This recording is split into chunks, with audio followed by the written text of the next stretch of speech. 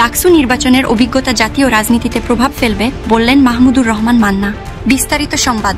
ছাত্র আন্দোলন এবং ঢাকা বিশ্ববিদ্যালয় কেন্দ্রীয় ছাত্র সংসদ ডাকসু নির্বাচনের অভিজ্ঞতা ভবিষ্যতের জাতীয় রাজনীতিতে প্রভাব ফেলবে বলে মনে করেন নাগরিক ঐক্যের সভাপতি ও ডাকসুর সাবেক সহসভাপতি ভিপি মাহমুদুর রহমান মান্না। তিনি বলেন, এ প্রজন্ম দুর্বৃত্তায়িত ও চাঁদাবাজ রাজনীতি প্রত্যাখ্যান করছে এবং পরিবর্তনের দাবি তুলছে। আজ বুধবার ঢাকা রিপোর্টার্স ইউনিটি ডিআরইউ মিলনায়তনে এক আলোচনা সভায় প্রধান অতিথির বক্তব্যে মাহমুদুর রহমান মান্না একথা বলেন। বাংলাদেশের গণতান্ত্রিক উত্তরণ সংস্কার বাস্তবায়নের পথরেখা শীর্ষক এ সভার আয়োজন করে গণতন্ত্র মঞ্চ মাহমুদুর রহমান মান্না সতর্ক করে বলেন, রাজনীতি শুধুই মিথ্যাচার, চাঁদাবাজি ও ক্ষমতা দখলের লড়াই যদি হয়ে থাকে তবে তা টেকসই হবে না। রাজনৈতিক দলগুলোর পক্ষে এখনো ঘুরে দাঁড়ানো সম্ভব, কারণ জনগণ বিকল্প খুঁজছে।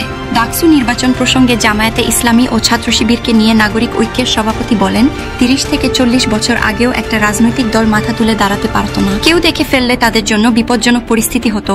এখন মাথা উঁচিয়ে আমাদের সামনে আসছে বড় দল যারা, তাদেরও চ্যালেঞ্জ করছে, বুদ্ধিভিত্তিক চিন্তা দিয়ে বলছে যেভাবে বলা হচ্ছে তার সবকিছু ঠিক নয়। দেশের রাজনৈতিক পরিস্থিতি, ডাকসু নির্বাচন ও মানুষের প্রত্যাশার চিত্র তুলে ধরে মাহমুদুর রহমান মান্না বলেন, মানুষ এখনো প্রশ্ন করে ভোট আদৌ হবে কিনা। ডাকসু নির্বাচন দেখিয়েছে সুষ্ঠু ভোট সম্ভব, যদিও অনেকের কাছে তা অবিশ্বাস্য মনে হয়েছে। ছাত্র সমাজকে ধন্যবাদ জানিয়ে তিনি বলেন, তারা সাহস দেখিয়েছে যা আগের প্রজন্ম পারত না। ডাকসুর সাবেক এই ভিপি বলেন, অতীতে স্বতন্ত্র প্রার্থীরা দাঁড়ানোর সাহস পেত না, কিন্তু এখন দাঁড়াচ্ছে। এটিই পরিবর্তনের ইঙ্গিত।